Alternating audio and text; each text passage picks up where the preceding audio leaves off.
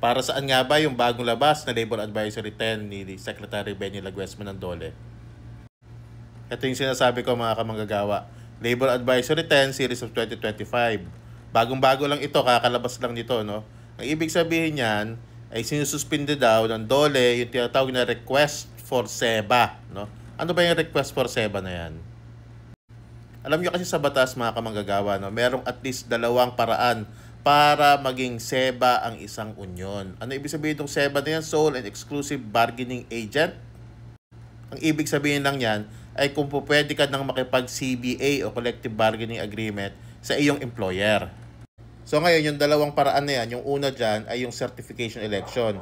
Ibig sabihin lang yan, mag-e-eleksyon sa loob ng iyong kumpanya para mamili kung sinong union ba ang magre-represent sa CBA.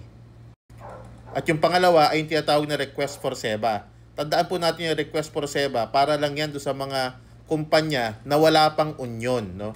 Ang ginagawa kasi dyan sa request for SEBA, magpapapirma ka lang ng majority ng mga empleyado sa loob ng isang kumpanya at after nun, hindi na mag-e-eleksyon. Automatic ka nang i-declare ng DOLE na SEBA.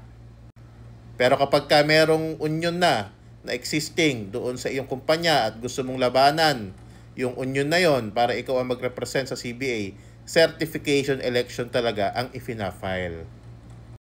So ang sinuspindi ng DOLE, ito lang po, itong request for SEBA, hindi yung isa, hindi yung certification election. So pwede pa rin na magkaroon ng isang union at ma-declare ng SEBA at makapag-CBA sa isang kumpanya, pero lahat daw ay dadaan na sa eleksyon.